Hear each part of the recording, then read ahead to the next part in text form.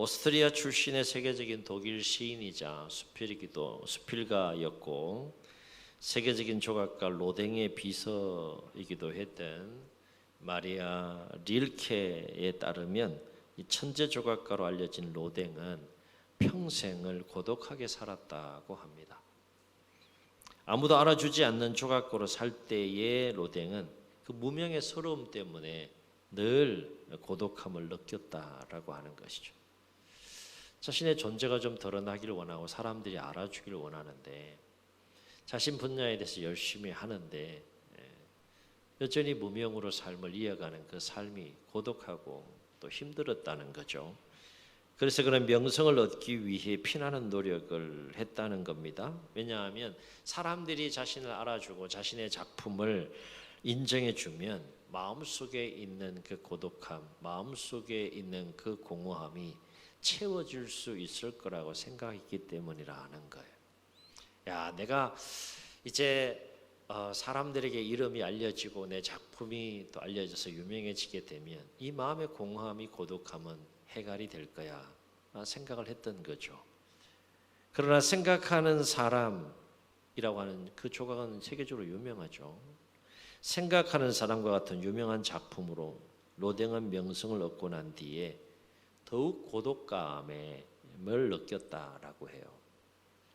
인기도 얻고 유명해지고 또 작품으로 인해서 또 좋은 평가도 받고 이런 상황 속에 이제 삶의 레벨과 차원이 달라졌는데 정작 로댕의 마음 속에는 고독함, 공허함이 해결되지 않는 거죠.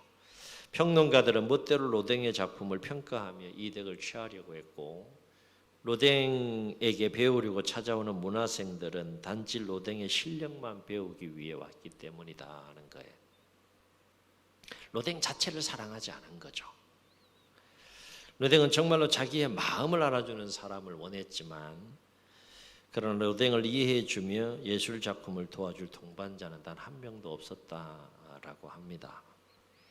그래서 그는 그토록 큰 성공을 거둔 뒤에도 이 슬픈 눈을 띄면서 비서인 릴케에게 이런 말을 하곤 했다고 해요. 나의 제자들도 결국은 나보다 유명해지기 위해서 나를 찾아온 것이다.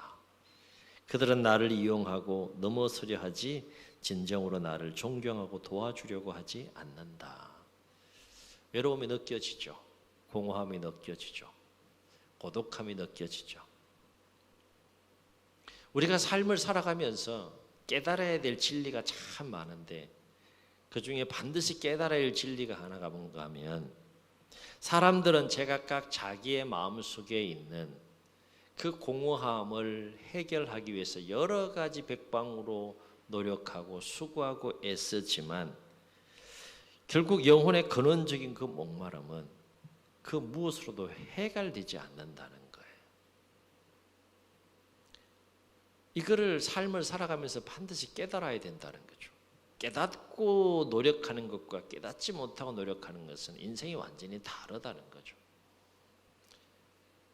돈으로, 명예로, 지위로, 권력으로, 쾌락으로 그 무엇으로든 이 마음의 공허함을 내가 해결할 수 있다라고 착각하면서 노력은 하지만 근원적인 그 영혼의 목마름, 마지막 해결돼야 될 그 마지막 영혼의 그 목마름, 그거는 이 세상의 그 무엇으로도 어떤 노력으로도 해결되지 않는다는 거예요. 그게 우리 존재이고 그것이 우리의 인생이라는 겁니다. 왜일까?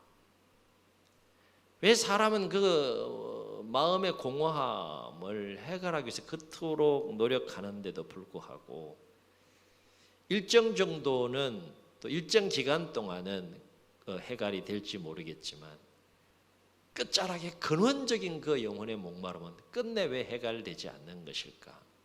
그 공허함은 왜 채워지지 않는 것일까? 여기엔 하나님의 깊은 섭리가 담겨 있다는 거예요. 사람을 누가 창조했습니까? 사람의 마음을 누가 창조했습니까? 그러니까 사람이 사람의 마음을 만지고 또 삶을 살아가면서 우리의 공허함을 채울 수 있는 것들이 여러 가지가 있다 할지라도 궁극적으로 우리의 영혼의 그 목마름, 그 갈급함을 해결해 줄 수 있는 분은 하나님 한 분밖에 없다는 거예요. 사람은 창조주 하나님을 만나야 됩니다. 창조주 하나님과 깊이 교제해야 됩니다.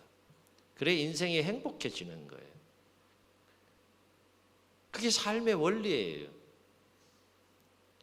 그 가르침이 66권의 말씀에 담겨 있는 겁니다. 근데 이 영혼에 해결되지 않는 목마름이 왜 해결되지 않느냐 하면 하나님께서 사람을 만들 때 그렇게 창조하셨다는 거예요. 오직 하나님만이 터치하고 하나님만이 만질 수 있는, 해결해 줄 수 있는 그 마음의 공간을 하나님께서 가지고 살아가도록 하나님께서 그렇게 창조하셨다는 거예요. 그래서 그 공허함으로 말미암아 누구를 찾으라는 거예요? 그 공허함으로 말미암아 하나님을 찾도록 하기 위한 하나님의 섭리가 그 속에 담겨 있다는 겁니다.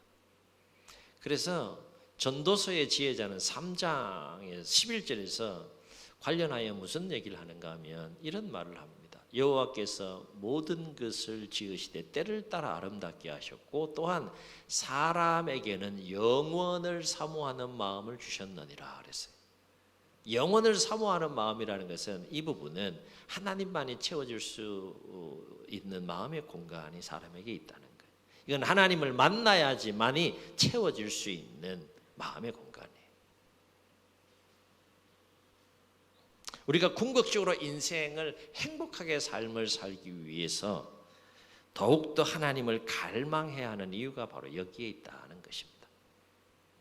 오늘 시편 42편은 레위 지파로서 성전에서 하나님의 일을 봉사하는 직임을 맡기 위해 구별된 고라 자손이 소장했던 일종의 교훈시, 마스길이라고 되어 있는데 마스길이라는 말은 교훈이라는 뜻이에요. 고라 자손이 소장했던 이 교훈시인데 이 시의 배경은 뭔가 하면 다윗이 사울의 박해나 혹은 아들 압살롬의 반역으로 인해서 도피 생활을 하면서 고난을 겪는 그 현장 가운데서 하나님의 도움을 간절히 구하는 그 사실, 그것을 배경으로 지어진 시가 바로 이 시편 42편으로 추정을 합니다. 오늘 말씀을 보면 자신의 생명을 노리는 대적자들이 야, 네 하나님 어디 있어? 없잖아. 네 하나님이 있다면 네가 왜 이렇게 도피 생활을 하고 고난의 상황을 맞이하면서 곤고한 삶을 살아야 돼? 하나님 없어. 네 하나님 어디 있냐? 이렇게 비난하고 조롱하고 대적하고 자신의 생명을 노리는 그 대적자들로 인한 고난의 현장에서 슬픔과 탄식 가운데 애타게 하나님을 찾는 다윗의 모습을 42편에서 우리가 만나게 됩니다. 다윗은 1절로 3절에서 하나님을 애타게 찾으면서 이렇게 노래해요. 1절로 3절까지 우리 다시 한번 읽습니다. 시작. 하나님이여 사슴이 시냇 물을 찾기에 갈급함같이 내 영혼이 주를 찾기에 갈급하나이다. 내 영혼이 하나님 곧 살아계시는 하나님을 갈망하나니 내가 어느 때에 나아가서 하나님의 얼굴을 배울까? 사람들이 종일 내게 하는 말이 내 하나님이 어디 있느냐 하오니 내 눈물이 주야로 내 음식이 되었도다. 눈물이 주야로 음식이 될 만큼 애타게 하나님을 찾는, 하나님을 갈망하는 다윗의 모습을 봅니다. 왜 다윗은 그토록 애타게 하나님을 찾고 있는 것일까?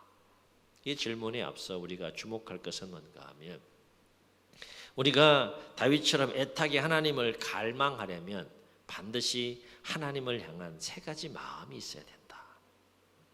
오늘 이 세 가지 마음이 우리 가운데 충만하게 회복될 수 있기를 주의로 축원합니다. 첫째는 하나님을 갈망하려면 하나님에 대한 절박한 마음이 있어야 된다는 거예요. 이게 무슨 얘기냐? 하나님이 없이는 결코 살 수 없다라고 하는 절박한 마음이 있을 때 하나님을 간절히 찾는 갈망이 생긴다는 거예요. 우리가 하나님에 대한 그 절박한 마음이 생기려면 반드시 삶에 대한 두 가지 중요한 진리를 깨달아야 되는데요. 하나는 뭔가 하면 삶은 결코 내 힘으로만 살 수 없다는 거예요. 아멘. 맞는 것 같습니까? 아닌 것 같습니까? 천만의 말씀입니까? 지금까지 나는 내 힘으로만 삶을 살아왔다라고 생각하는 사람들, 앞으로도 나는 내 힘으로만 삶을 얼마든지 살 수 있다고 생각하는 사람들, 착각하는 거예요. 태어날 때부터 우리는 내 힘으로 태어나지 못했어요. 인생을 출발부터 내 힘으로 태어난 게 아니라니까요. 그 이유는 말할 것도 없고요. 가만히 한번 생각해 보세요. 온전히 100% 여러분의 힘만으로 여기까지 왔느냐 하는 거예요. 그렇지 않다. 이걸 깨달아야 된다는 거예요.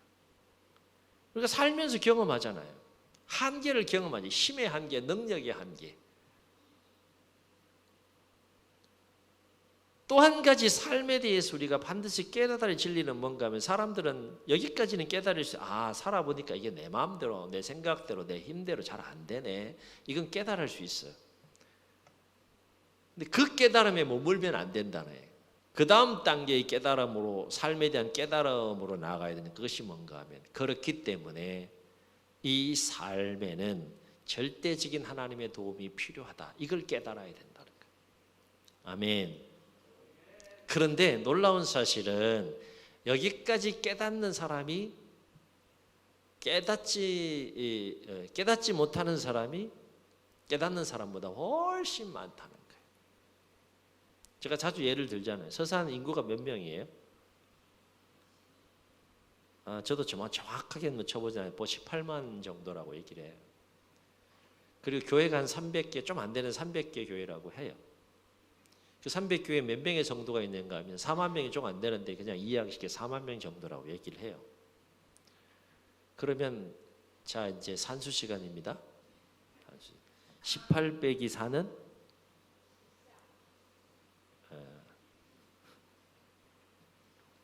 하여튼 많아요. 그죠? 4가 더 커요. 14가 더 커요. 네? 3배 이상 크잖아요. 이거 모른다니까요. 이 진리를 모른다니까요. 삶이 내 마음대로 안 된다는 건 알아요. 근데 그 다음 단계를 모른다니까요. 그렇기 때문에 절대적으로 하나님의 도움이 필요한 것이 이 삶이구나. 이걸 깨달아야 된다는 거. 아멘. 이걸 깨달을 때, 이 깨달음이 있을 때 하나님을 갈망하는 마음이 생긴다. 하나님에 대한 절박한 마음이 생긴다. 하나님 없이는 내가 삶을 살아갈 수 없는 거구나. 깨닫지 못하면 절박함이 생길 수가 없고요. 절박함이 없는데 어떻게 하나님을 갈망하겠어요? 달리 표현하면 나는 하나님 없이도 얼마든지 잘 살 수 있다라고 생각하고 착각하며 살아가는 사람들은 결코 하나님 찾지 않습니다. 하나님 찾을 필요가 없어요. 굳이 살아가는데 하나님이 필요 없다는 거죠. 그러니 하나님을 찾을 필요가 있겠느냐? 그런데 영적인 안목에서 우리는 아니까 한번 얘기를 나눠보죠. 정말 하나님 필요 없습니까? 정말 하나님 없이도 우리는 살 수 있는 겁니까? 66권의 말씀을 통해서 영적인 깊은 진리를 깨닫게 되면 이거는 천부당 만부당한 얘기예요. 그런 착각도 없어요. 모르는 사람은 오히려 그렇게 생각하는 걸 착각이라고 생각하지만 진짜 삶에 대한 진리, 하나님에 대한 진리를 깨달으면 다윗처럼 하나님 없이 살 수 없다는 고백이 터져 나올 수밖에 없어요. 적어도 다윗에게 있어서는 시편 150편 중에 73편을 다윗의 시라고 되어 있어요. 그리고 왕정사를 통해서 다윗의 인생을 놓고 이렇게 보면 다윗의 삶에 있어서 하나님이 없는 삶은 생각할 수 없고 상상할 수 없는 삶입니다. 그래서 다윗의 인생을 보면 항상 하나님을 찾아요. 항상 하나님을 의지합니다. 이걸 삶에 대한 이 진리를 깨달은 거죠. 내 힘으로 이 삶을 살 수 없다. 내 힘으로 인생을 승리할 수 없다. 이걸 다윗은 알아요. 하나님의 도우심이 없이는 내가 결코 살 수 없다는 걸 철저하게 그의 삶을 통해서 고난의 세월을 통해 깨달은 인물이 다윗입니다. 그래서 다윗의 생애를 보면 그 마음이 항상 하나님을 향해 있어요. 삶의 방향이 하나님을 향해 있어요. 특별히 고난의 상황 속에 더욱더 하나님을 애타게 찾는 다윗의 모습을 보게 됩니다. 아니까. 그래서 오늘 말씀 2절과 3절에서도 다윗이 뭐라고 고백합니까? 2절 3절 다시 한번 읽습니다. 시작. 내 영혼이 하나님 곧 살아계시는 하나님을 갈망하나니 내가 어느 때에 나아가서 하나님의 얼굴을 배울까? 사람들이 종일 내게 하는 말이 내 하나님이 어디 있느냐 하오니 내 눈물이 주야로 내 음식이 되었도다. 절박한 거예요. 절박한 거. 하나님이 아니면 안 된다는 절박한 마음이 있는 거예요. 하나님을 갈망하기 위해서 필요한 두 번째 마음은 뭘까요? 하나님에 대한 두려운 마음입니다. 하나님을 두려워하는 마음이 있어야 된다는 거예요. 이게 무슨 얘기냐? 나의 생명, 나의 삶, 나의 인생은 하나님의 주권 아래 있고 하나님의 손 아래 있다라고 하는 깨달음에서 오는 두려움이에요. 다시 말해서 다윗은 자신의 생명과 자신의 삶과 자신의 인생이 언제든지 하나님에 의해서 무너질 수 있다는 것을 알았어요. 반면에 자신의 삶과 자신의 생명, 자신의 인생이 언제든지 하나님의 손에 의해서 세워질 수 있다는 것도 알았어요. 자신의 모든 것이 하나님의 손에 달려있다는 것을 알고 있는 깨달음 속에 있는 다윗은 그 하나님에 대한 두려움이 생길 수밖에 없는 거죠.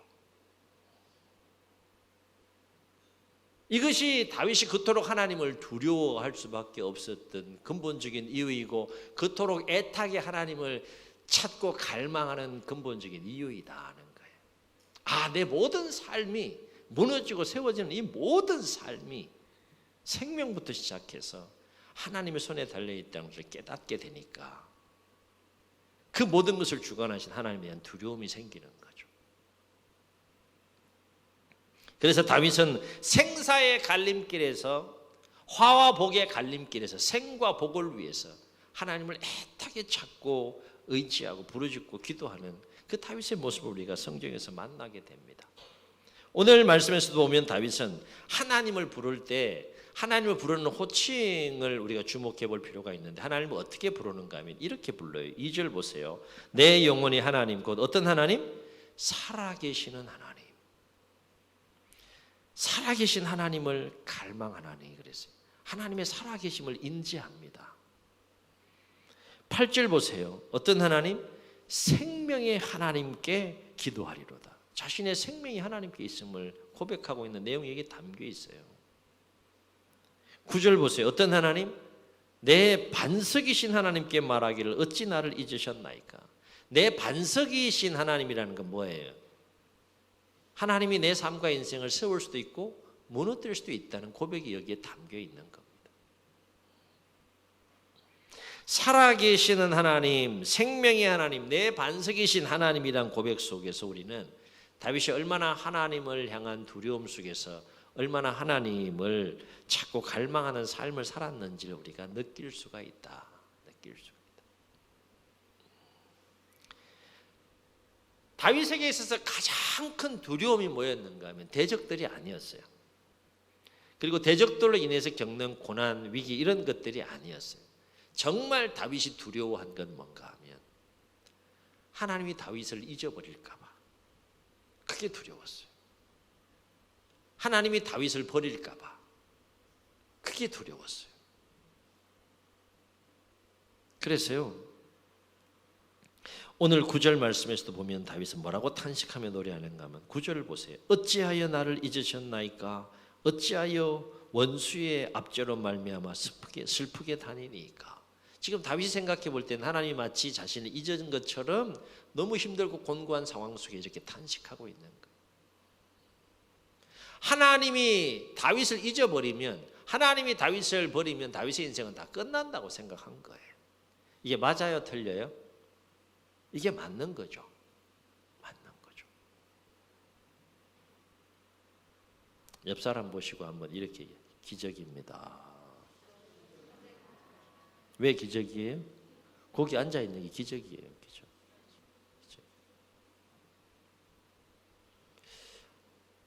내 모든 삶이 하나님의 손에 달려 있다는 것을 깊이 깨닫게 되면 하나님 두려운 거죠. 찾게 되는 거죠. 그게 정상인 거죠.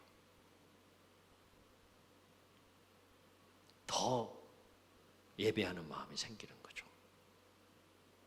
하나님 마음에 합해야 되니까. 하나님과 관계된 모든 일들 결코 소홀히 할 수 없는 거죠. 하나님을 갈망하려면 꼭 필요한 마음은 또 뭘까? 세 번째, 오늘 말씀을 통해서 우리가 하나님을 갈망하기 위해서 꼭 필요한 세 번째 마음은 뭔가 하면 하나님의 은혜를 사모하는 마음이 있어야 한다는 거예요.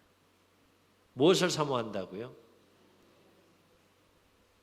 물질이 아니라는 거예요. 명예, 인기, 지위, 권세, 쾌락 뭐 이런 것들이 아니라는 거예요. 다 필요한 것들이죠. 네, 그런 은혜도 하나님께서 우리에게 부어주십니다. 그러나 가장 우리 영혼 깊은 곳에 정말 사모해야 될 것은 뭔가 하면 하나님의 은혜를 사모하는 거야. 이 하나님의 은혜를 사모할 때 하나님을 갈망하는 삶을 살게 된다는 거예요. 하나님의 은혜가 얼마나 귀하고 얼마나 소중하고 얼마나 중요한지를 깨닫는 자만이 이 하나님의 은혜를 사모하게 되죠. 하나님의 은혜는 성경을 보면 다양한 모습으로 임하는 것을 보게 돼요. 가장 기본적으로는 구원의 은혜인데 죄와 사망에서 건지시고 구원하시는 은혜, 고난, 질병, 이런 위기 이런 것들로부터 구원하시는 은혜, 이게 다 하나님의 은혜인 거죠. 삶의 형통함과 관련된 하나님의 은혜, 마음의 평안함과 관련된 하나님의 은혜, 이 모든 것들이 하나님의 은혜인 거죠. 그 하나님께서 부어주시는 그 은혜가 임할 때 우리의 인생은 행복해질 수 있다. 고난이 싹 사라지는 건 아니지만 어떤 상황 속에서도 하나님께서 부어주시는 은혜 안에 내가 거할 때 우리의 삶이 세워지고 우리의 인생이 세워지고 우리의 삶과 인생이 행복해질 수 있다. 그 하나님의 은혜를 사모하는 마음이 있을 때 하나님을 갈망하게 된다는 거예요. 그게 너무 좋은 거예요. 좋은 거예요. 자, 예배 드리면 기쁨이 있어요, 없어요? 주여. 주일날 이 시간이 기다려져요, 안 기다려져요? 주여. 여는 서산유.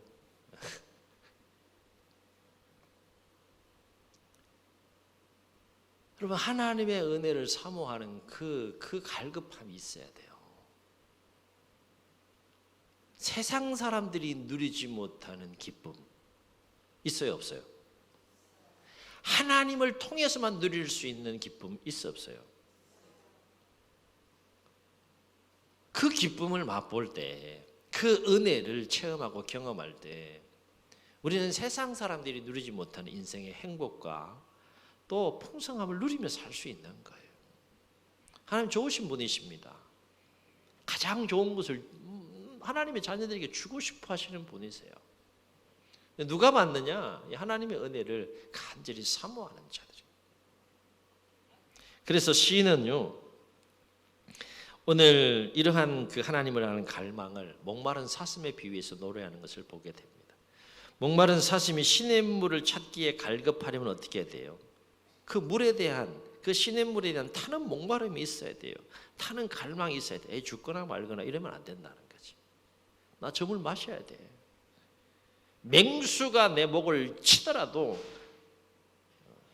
적당한 시간에 이제 효과음이 쫙 나잖아.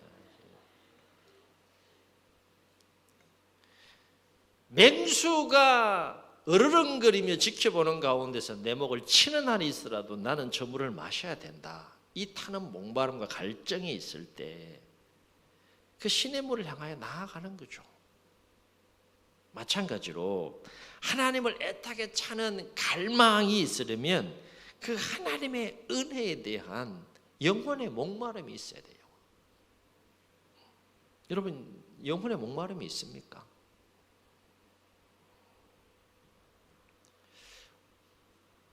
시편에, 오늘 시편의 시인의 1절에서 뭐라고 노래했습니까? 1절을 우리 다시 한번 읽습니다. 시작.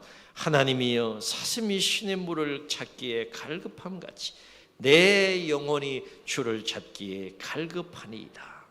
한번 여쭤볼게요. 정말 하나님의 은혜를 간절히 사모하며 하나님을 향해 나아가면 하나님 만나 주셔야 안 만나 주셔요? 못 만나신 분들, 만난 분들 좀 만나서 얘기를 좀 들어보세요. 좀. 그 기쁨이 뭔지, 그 은혜가 뭔지, 그 즐거움이 뭔지, 그 행복이 뭔지, 그리고 그 은혜를 체험하신 분들은 이렇게 딱 갖지 마시고 간증하세요. 간증 좀. 자랑하는 것은 아니지만 간증하시라고. 하나님은 정직한 은혜를 부어주십니다. 하나님, 내 삶 가운데, 내 신앙생활 가운데 이 은혜가 필요해요. 하나님, 그 은혜를 꼭 부어주셔야 돼요. 타는 영혼의 목마름으로 하나님을 찾고 갈급함으로 나가게 되면 하나님 뒷짐지고 가만히 계신 분이 아니라는 거예요. 반드시 만나 주십니다. 이 마음을 만져주세요. 우리의 삶을 핸들링 해주셔요. 그걸 체험하고 경험할 수 있어야 돼요. 2절과 4절에서 시인은 예전에 하나님의 은혜를 사모하며 그 성일에 기쁨과 감사함으로 그 백성 무리들을 데리고 성전에 나아갔던 것을 막 기억하면서 지금은 내가 고난의 현장에서 그 성전에 나아갈 수 없는 안타까움 속에서 이제 그 괴로움과 탄식과 고통 가운데 그 마음을 토하는 모습을 볼 수 있게 돼요. 2절 보세요. 내가 어느 때에 나가서 하나님의 얼굴을 배울까? 이거는 뭘 연상하는가 하면 예루살렘 성전에 나갔던 옛날을 생각하는 겁니다. 은혜를 사모하는 거죠. 예배를 사모하는 거죠. 4절 함께 읽습니다. 시작. 내가 전에 성의를 지키는 무리와 동행하여 기쁨과 감사의 소리를 내며 그들을 하나님 집으로 인도하였더니 이제 이 일을 기억하고 내 마음이 어떻도다? 상하도다. 그때를 생각하니까 너무 괴로운 거예요. 하나님의 반대로 생각하면 하나님의 은혜가 너무 그리운 거예요. 그리운 거예요. 성전에서 하나님을 막 기쁨과 감사로 찬양하는 그 시절이 막 그때 그 상황이 막 그리운 거예요. 그리고 5절과 11절에 보게 되면 대적들로 인해 낙심하는 자신의 영혼을 향하여 내 영혼아 어찌하여 내가 낙심하며 어찌하여 내 속에서 불안해하는가? 너는 누구에게? 하나님께 소망을 두라 하라고 노래하는 시인의 모습을 보게 돼요. 이러한 모습들은 시인이 얼마나 하나님의 은혜를 갈망하면서 사모하면서 그 삶을 살아갔는지를 느낄 수 있는 부분들입니다. 사랑하는 성도 여러분, 누가 하나님의 은혜와 도우심을 받을 수 있을까요? 하나님은 하나님을 찾고 하나님을 갈망하는 자에게 하나님의 은혜를 부어주신다 하는 겁니다. 여러분 얼마나 하나님을 갈망하는 삶을 살고 계신지요? 요즘 너무 풍요로운 시대에 살고 있어요. 부족함이 없는 시대에 살고 있어요. 굳이 하나님이 도움이 손길이 필요 없는 그런 시대 속에 우리가 삶을 살고 있습니다. 혹 삶의 풍요로움 때문에, 삶의 형통함 때문에, 삶의 평안함과 마음의 평안함 때문에 하나님 없이도 얼마든지 살 수 있다라고 하는 마음의 교만함과 자만심 때문에 우리의 마음이 하나님을 갈망하는 마음이 메말라 있지는 않느냐. 메말라 있지는 않느냐. 여러분 그거 아십니까? 우리의 호흡이, 우리의 삶이, 우리의 인생이, 우리의 영생이 하나님의 손에 있다 하는 겁니다. 하나님을 갈망할 때 우리의 이 영혼이 살고요. 하나님을 갈망할 때 우리의 삶과 인생이 세워지는 거예요. 시편 103편의 시인은 28절로 29절에서 우리의 인생에 대해서 이렇게 노래합니다. 주께서 주신 적 그들이 받으며 주께서 손을 펴신 적 그들이 좋은 것으로 만족하다가 주께서 낯을 숨기신 적 그들이 떨고 주께서 그들의 호흡을 거두신 적 그들이 죽어 먼지로 돌아가나이다. 이게 인생이라는 거예요. 인생. 범사에 바라옵기는 우리의 심령이 하나님을 갈망하는 심령이 되시기를 주님 축원합니다. 그래서 우리의 삶이 하나님을 갈망하는 삶 속에서 하나님이 갈망하는 자에게 부어주시는 그 풍성한 은혜와 도우심 속에 승리하는 삶이 되시기를 예수님의 이름으로 축복합니다. 축복합니다. 말씀을 기억하시면서 우리 함께 찬양하시고 통성으로 기도합니다.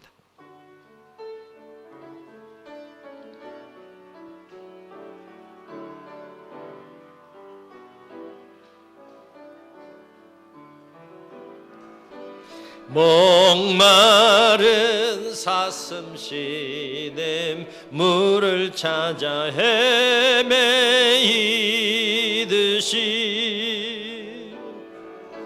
내 영혼 주를 찾기에 갈급하나. 고백합시다. 주님만이 나의 힘, 나의 방패, 나의 참 소망. 나의 몸 정성 다 바쳐서 주님 경배합니다. 금보다 귀한 나의 주님, 내게 만족 주신 주. 아멘. 당신만이 나의 기쁨 또한 나의 참 보배. 고백합시다.